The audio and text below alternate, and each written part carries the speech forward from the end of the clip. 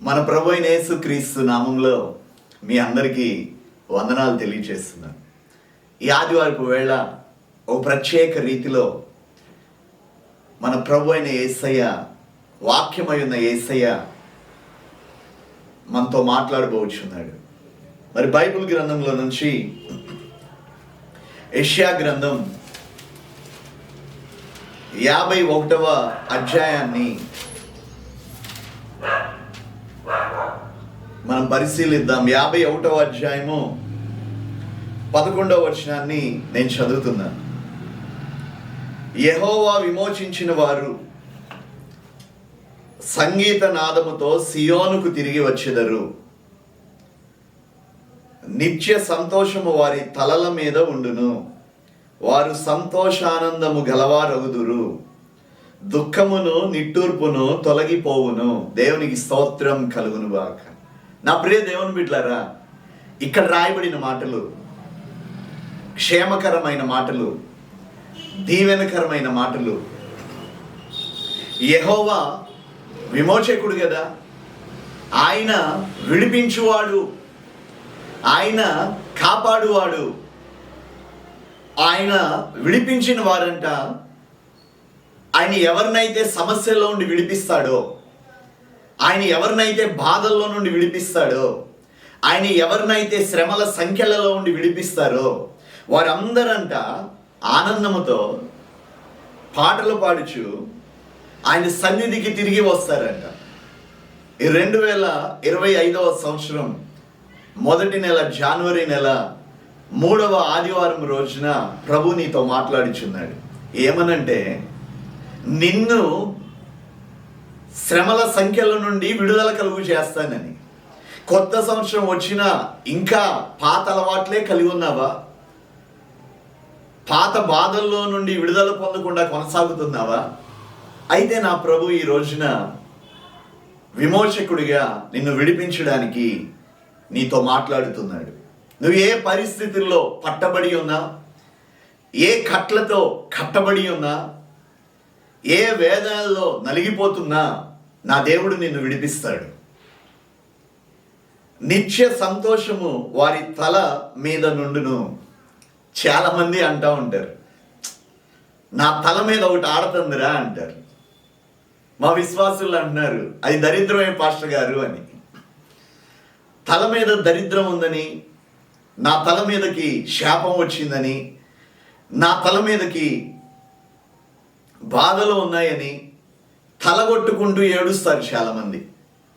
కానీ నా ప్రియమైన దేవుని బిడ్డ, నీ తల మీదకి ఏమి రాబోతుందంటే నిత్యానందము.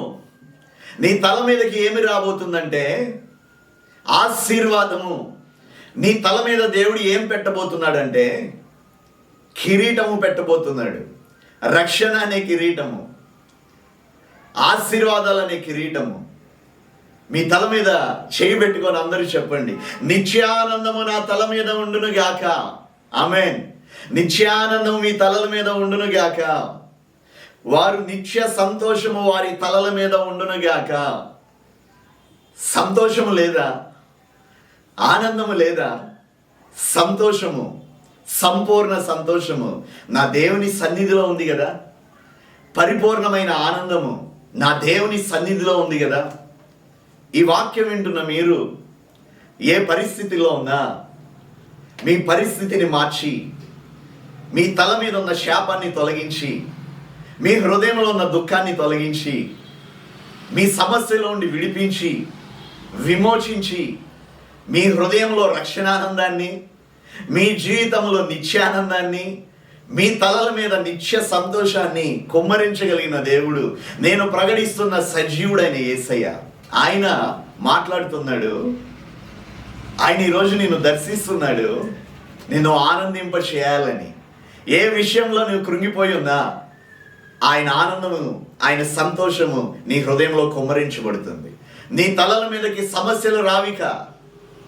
నీ తలల మీద ఎన్నో బాధ్యతల్లో, ఎన్నో వేదనల్లో విడుదల పొందలేని స్థితిలో నీవు ఉన్నావేమో, నీ తల మీదకి ఏమొస్తుందంటే ఈ రోజున నిత్య సంతోషము. టెన్షన్ అండి, తల ఒకటే టెన్షన్.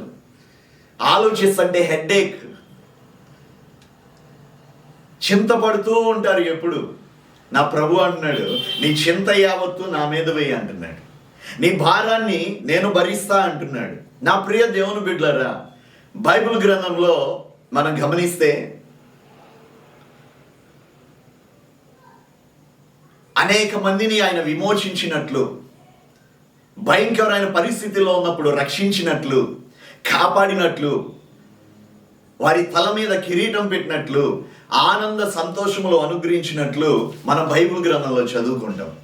అయితే ఈ రోజున గొప్ప సంతోషము మీ హృదయముల్లో కుమ్మరించబడుతుంది.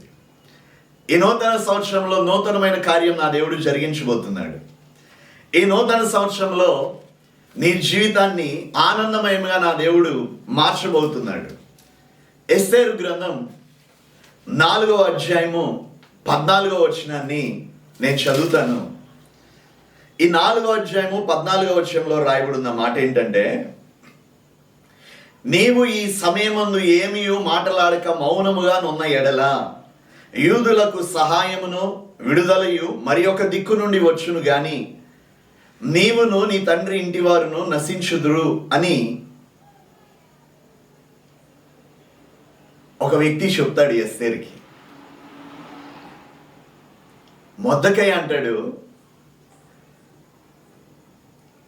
నిన్ను రాజగృహంలో ఎందుకు ఉంచాడంటే దేవుడు నీ ప్రజలని కాపాడుకోవడానికి, ఉపవసించి ప్రార్థన చేసి విడుదల పొందడానికి, విమోచించబడటానికి అని. ఒకవేళ నీవు ఆ ప్రయత్నం చేయకపోతే వేరొక దిక్కు నుండి, చాలా మంది అంటారు నాకే దిక్కు లేదయ్యా, నువ్వు చూడవలసిన ఒక దిక్కు ఉంది. లోకంలో నలుదిక్కులా నువ్వు చూసావు, ఎటు నుండి సహాయం రాలా. 4 దిక్కుల వైపులా నువ్వు చూసావు, ఎటు నుండి నీకు క్షేమము రాలా, మేలులు కలగల, నీ కన్నీరు తొడవబడలా, నీ గాయములు కట్టబడలా, నీ పాపములు తొలగించబడలేదు, నీకు విడుదల కలగలేదు.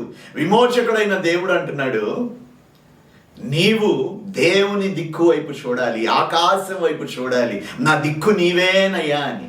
వేరొక దిక్కు నుండి నువ్వు సహాయం చేయకపోయినా వేరొక దిక్కు నుండి దేవుడు తన ప్రజల్ని కాపాడుతాడు అంటున్నాడు. నా ప్రియ దేవుని బిడ్డలారా, మీకు తెలిసిన వాక్యాలే. అయితే తర్వాత ఉపవసించి ఎస్తేరు గారు ప్రార్థన చేసినట్లు, తన జనులని మరణం నుండి కాపాడినట్లు, వాళ్ళందరూ విమోచకుడైన యేసయ్య ద్వారా విమోచించబడి రక్షించబడి ఆనందించినట్లు, మరణము కొట్టివేయడాన్ని, రాజాజ్ఞ మార్చబడటాన్ని మనం చదువుకొని ఆనందిస్తాం. ఎస్తేరు గారి తల మీదకి ఏమొచ్చిందంటే కిరీటం వచ్చిందండి. అవును ప్రియ దేవుని బిడ్డ, దేవుని నమ్ముకున్న బిడ్డ అధికారంలో ఉన్న వారికి సాష్టాంగపడలేదు, సాష్టాంగపడి నమస్కరించలేదు. సాగిలపడి నమస్కరించవలసింది ఎవరికంటే మన ప్రభు అయిన యేసయ్యకి. దండం పెట్టవలసింది ఎవరికంటే సృష్టికర్త అయిన దేవుడికి, నిన్ను నిర్మించిన దేవుడికి. ఇంకెవరికి సాష్టాంగ పడకూడదు, ఆయనకి మాత్రమే సాష్టాంగపడి నమస్కరించాలి, సాగిలపడి మ్రొక్కాలి. ఆయనకి అందరూ మొక్కాలని ఒక భయంకరమైన హామాన్ అనే వ్యక్తి, ఆయన వచ్చినప్పుడు అందరూ తల వంచి ఆయనకి నమస్కరించాలి. కానీ దేవుణ్ణి ఎరిగిన వ్యక్తి, దేవునికి లోబడిన వ్యక్తి, దేవుని మాత్రమే ఆరాధించే వ్యక్తి అయిన మొర్దెకై తనకి మొక్కలేదని, తన జనులందరినీ నాశనం చేయాలని, వాళ్ళందరినీ చంపివేయాలని దుష్టాలోచన చేసిన వ్యక్తి, ఆ దుష్టాలోచనని చెడగొట్టి దేవుడు వారిని విమోచించి వారి ప్రాణాలని కాపాడి అద్భుతము జరిగించిన విధానాన్ని మనం ఈ ఎస్తేరు గ్రంథంలో చదువుతాం. ఈరోజు నీవు కూడా సమస్యల్లో ఉన్నావా? నీవు కూడా బాధించబడుతున్నావా? చుట్టుపక్కల శత్రువులు వచ్చి నీకు బాధకి గురి చేస్తున్నారా? అయితే నీకు ఒక శుభవార్త, నా దేవుడు నిన్ను విమోచించి విడుదల కలుగు చేసి నిత్యానందం అనే కిరీటాన్ని నీ తల మీద ఉంచబోతున్నాడు. శాశ్వత కృపని నీకు ఆయన చూపబోతున్నాడు. నమ్మండి, విశ్వసించండి, ఆశీర్వాదాన్ని పొందుకోండి. దేవునికి స్తోత్రం కలుగునుగాక. నా ప్రియ దేవుని బిడ్డలారా, రెండవ దినవృత్తాంతముల గ్రంథంలో చక్కటి మాటని నేను మీకు చూపిస్తాను. 20వ అధ్యాయము 20వ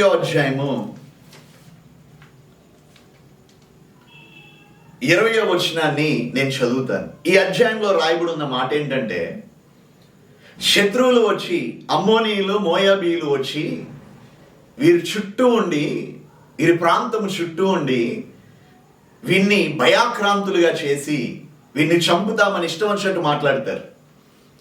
ఆ సమయంలో యెహోషాపాతు రాజు ప్రవక్తలు ధైర్యము చెప్తారు. నేను చదువుతాను, చూడండి.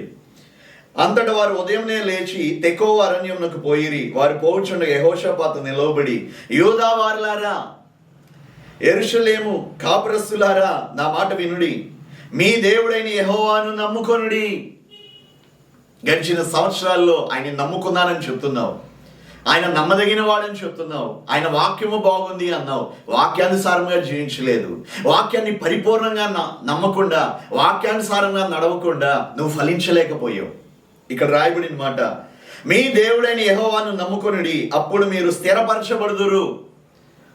నీవు సంఘంలో స్థిరపరచబడకుండా, రక్షణలో స్థిరపరచబడకుండా, ఆత్మీయ జీవితంలో స్థిరపరచబడకుండా, ప్రార్థనా జీవితంలో స్థిరపరచబడకుండా నీవు అస్థిరమైన మనస్సుతో ఉండి ఆశీర్వాదాల్ని పోగొట్టుకున్నావేమో. స్థిరమైన మనస్సు నూతనముగా నాకు కలుగు చేయాలని దావీదు గారు ప్రార్థన చేస్తారు కదా. నువ్వు స్థిరత్వం నీకుంటే, పరిశుద్ధతలో నువ్వు స్థిరముగా ఉండాలి, యథార్థతలో నీవు స్థిరముగా ఉండాలి, దేవుణ్ణి నమ్మే విషయంలో నువ్వు స్థిరము ఉండాలి, ప్రార్థన చేసే విషయంలో స్థిరముగా ఉండాలి. స్థిరము ఎప్పుడైతే నీకు ఉంటుందో ఆశీర్వాదాలు నీ మీదకి వస్తాయి. స్థిరమైన మనస్సు కావాలి. చాలా మంది స్థిరపడలేకపోవటానికి కారణం ఏంటంటే, దేవుని మాటని నెరవేర్చకపోవటం, విన్న వాక్యానుసారంగా నడవకపోవటం, వాక్యానుసారంగా జీవించకపోవటం ద్వారా వారి జీవితంలో వారికి ఆశీర్వాదాలు రాలేదని మనం గమనిస్తాం. నా ప్రియ దేవుని బిడ్డలారా, ఆయన ప్రవక్తల్ని నమ్ముకోండి, అప్పుడు మీరు కృతార్థులవుదురని చెప్పెను. మరియు యుద్ధము చేయడానికి వెళ్ళేటప్పుడు పాటలు పాడేవారిని, కృతజ్ఞతాస్తుతులు చెల్లించేవారిని ముందు పెట్టాడంట యెహోషాపాతు రాజు. స్తుతి నీ స్థితిని మారుస్తుంది. నువ్వు కృతజ్ఞతాస్తుతులు, ఆయన ఇచ్చిన ఆస్తి కొరకు, ఆయన ఇచ్చిన ఆరోగ్యము బట్టి, ఆయన ఇచ్చిన ఇంటిని బట్టి, ఆయన ఇచ్చిన ఉద్యోగాన్ని బట్టి, ఆయన ఇచ్చిన శాలరీని బట్టి, సమస్తాన్ని బట్టి కృతజ్ఞతాస్తుతులు చెల్లించే వ్యక్తిగానే ఉండాలి. కృతజ్ఞతార్పణలు అర్పించే వ్యక్తిగానే ఉండాలి. కృతజ్ఞత లేని హృదయాలు అంధకారమయమవుతాయి అని క్రొత్త నిబంధనలో రాయబడి ఉంది కదా. కృతజ్ఞుడనై జీవితమంతయు ఆయనకి సాక్షిగా నీవు ఉండాలి. కొంతమంది కృతజ్ఞత ఉండదు. దేవుడు చేసిన మేళ్ళని మర్చిపోతారు.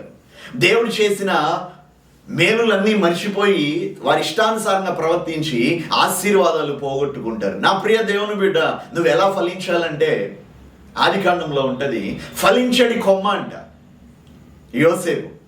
అతని కొమ్మలు, అతడు నీటి ఊట దగ్గర.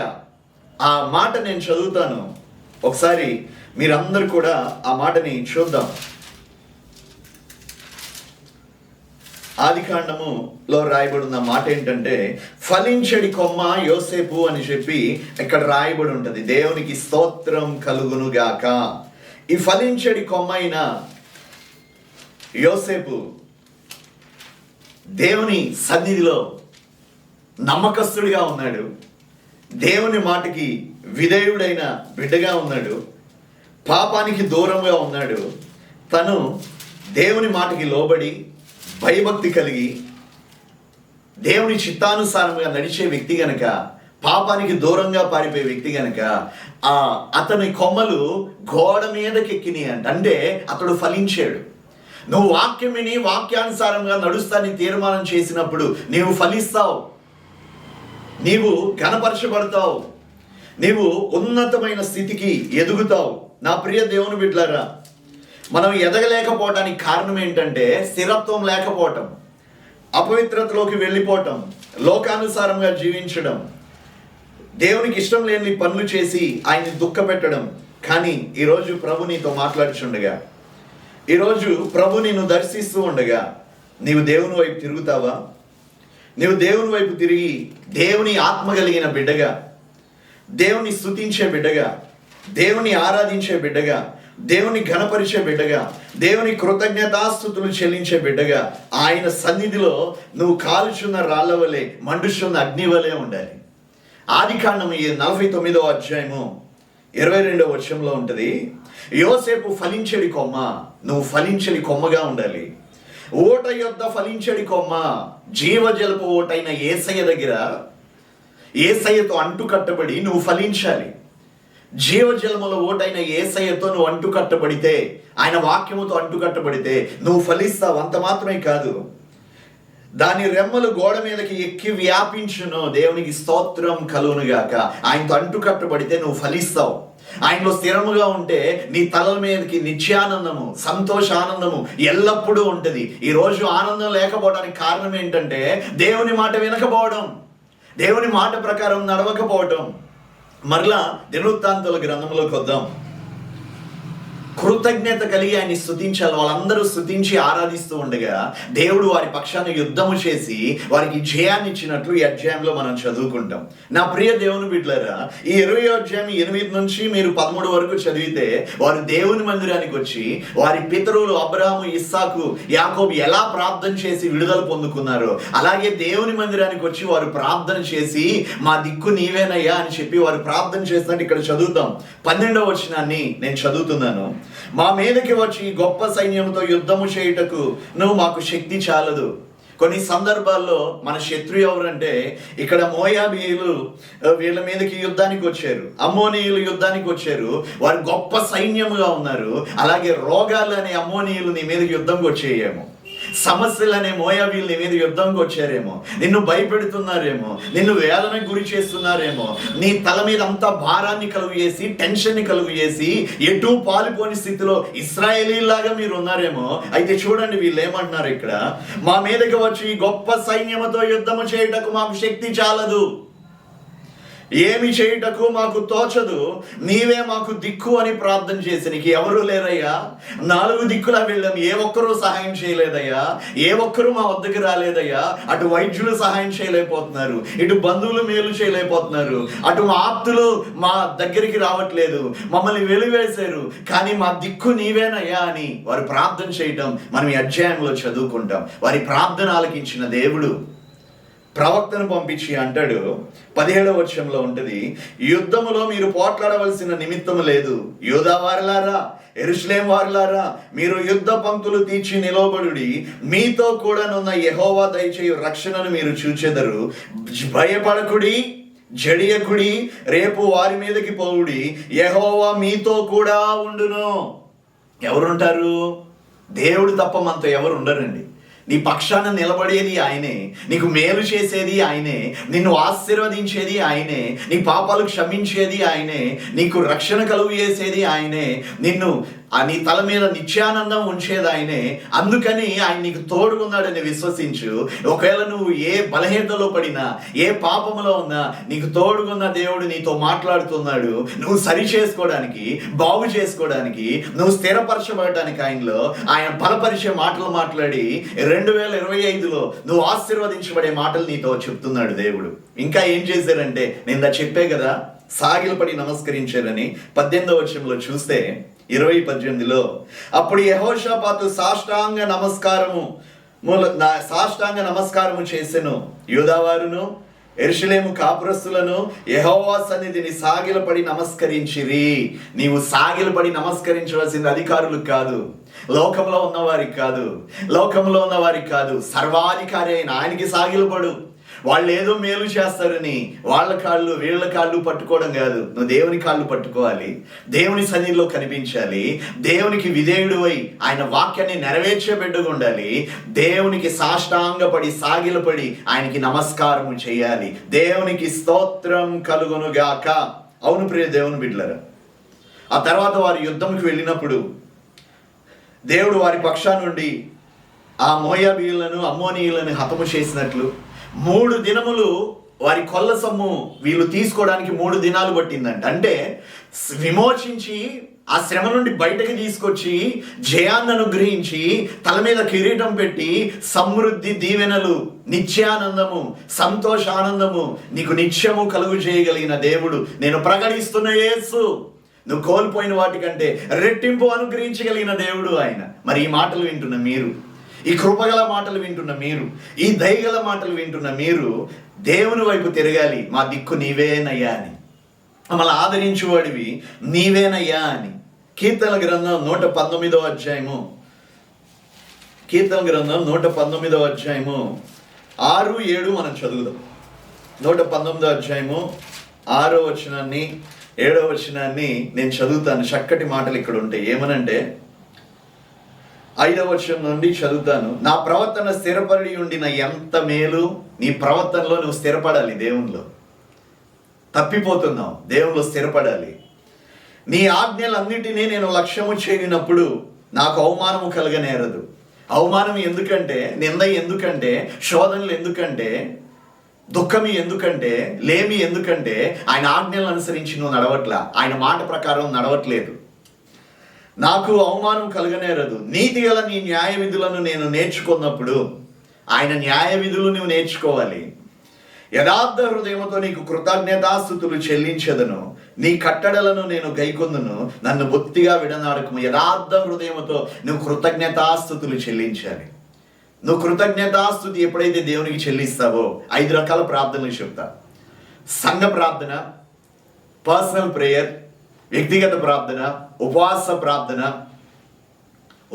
ప్రార్థన, ఫ్యామిలీ ప్రేయర్, కుటుంబ ప్రార్థన, పరిశుద్ధాత్మ ప్రార్థన. దేవునికి స్తోత్రం.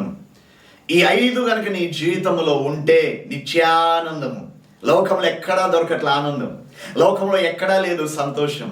ప్రతి ఒక్కరి తలల మీద వేదన, భారము, దుఃఖము, సమస్యలు, నిట్టూర్పులు, వేదనలు, రోదనలు. కానీ నీ తలల మీద నిత్యానందం ఉంచుతా అంటున్నాడు ఈ నూతన సంవత్సరంలో. ఈ 3వ వారంలో దేవుడు మాట్లాడుతున్నాడు ఏంటంటే, నీ దుఃఖ దినములు సమాప్తమగునుగాక అని. ఆయన నీ పక్షము నుండి నిన్ను భయపెడుతున్న రోగాలతో యుద్ధం చేస్తాడు, నిన్ను భయపెడుతున్న సమస్యలతో యుద్ధం చేస్తాడు. రోగాలు కలుగు చేసేది, సమస్యలు కలుగు చేసేది, నష్టాన్ని కలుగు చేసేది, పాపము చేయించేది అపవాదే కదా. వాడితో అసలు మన యుద్ధం. వాటితో యుద్ధము చేయుటకు నిన్ను పరిశుద్ధ అలంకరణలో అలంకరించి పరిశుద్ధాత్మతో నింపి వారు పాటలు పాడుచు అంట. యూదా వారందరూ ఇశ్రాయేలు అనే పాటలు పాడుచు పరిశుద్ధ అలంకరణలతో, పరిశుద్ధమైన అలంకరణలతో వాళ్ళు స్తుతించినప్పుడు జయం కలిగిందంట. నీకు స్తుతి వస్త్రం కావాలి, రక్షణ వస్త్రము కావాలి, పరిశుద్ధమాత్మ అనే వస్త్రము కావాలి, నీతి అనే వస్త్రము కావాలి. ఇవి నీవు కలిగి దేవుని సైన్లో స్తుతించినప్పుడు నీకు జయము కలుగుతుంది, విజయము కలుగుతుంది, ఆశీర్వాదం కలుగుతుంది. నిత్య ఆనంద సంతోషములు నీ హృదయములో, నీ తల మీద ఉంటాయి అనేది సత్యం దేవుని బిడ్డలారా. కనుక ఈ మాటలు విన్న మీరు భయభక్తిగా దేవుని వైపు తిరిగి ఈ ఆదివారపు వేళ, ఈ నూతన సంవత్సరంలో నూతన తీర్మానం చేసి ఆ నిత్యానందము, సంతోషం మీరు అనుభవించాలని దేవుని సేవకునిగా నేను వేడుకొనిచున్నాను. యెషయా గ్రంథం 51వ అధ్యాయము 11వ వచనాన్ని నేను మరలా ఒకసారి చదువుతాను. స్టార్టింగ్లో చెప్పిన యెషయా గ్రంథం 51వ అధ్యాయము 11వ వచనంలో రాయబడి ఉన్న శ్రేష్టమైన మాటల్ని నేను చదువుతాను. ఈ మాట ఏంటంటే, ఈ వాగ్దానం ఏంటంటే, యెహోవా విమోచించిన వారు సంగీత నాదముతో సియోనుకు తిరిగి వచ్చెదరు. సియోను నివాసమైన నీవు, రక్షణ పొందిన బిడ్డవి, చీకట్లోకి వెళ్ళిపోయేమో తిరిగి మరలా ఆయన దగ్గరికి ఆనంద సంతోషములతో రావాలి. ఎందుకంటే విమోచకుడిగా నిన్ను విమోచిస్తున్నాడు, నిన్ను కాపాడుతున్నాడు, నిన్ను రక్షిస్తున్నాడు, వెలుగుగా నీ మీద ఉదయిస్తున్నాడు. నిత్య సంతోషము వారి తల మీద ఉండును. దేవునికి స్తోత్రం కలుగునుగాక.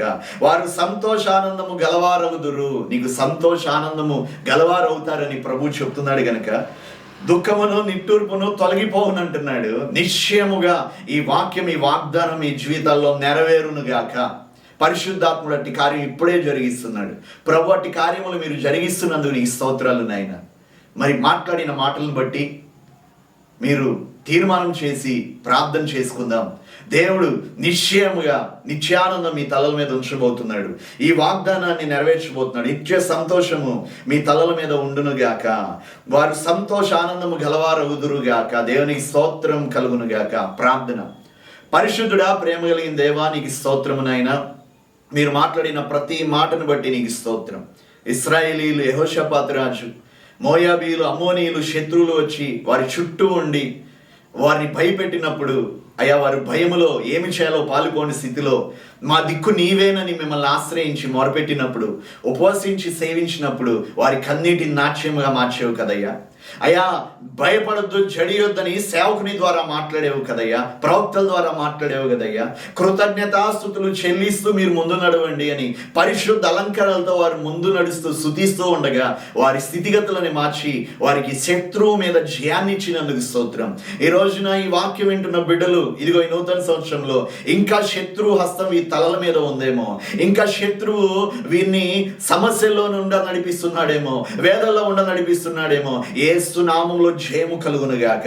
యెహోషాపాతు రాజుకి ఎలా జయాన్ని ఇచ్చేవో నాయన, ఎలా అయితే వారు మిమ్మల్ని ఆశ్రయించినప్పుడు గొప్ప విజయాన్ని అనుగ్రహించేవో అట్టి గొప్ప విజయాన్ని బిడ్డలకు అనుగ్రహించండి. ఫలించడి కొమ్మగా ఉండి ఎలా అయితే యోసేపు ఫలించి ఇదిగో ఆ కొమ్మలు ఎలా అయితే గోడ మీద వ్యాపించి అభివృద్ధి చెంది ఆశీర్వదించబడ్డాడో అట్టి రీతిగా బిడ్డలు ఆశీర్వదించబడుదురుగాక.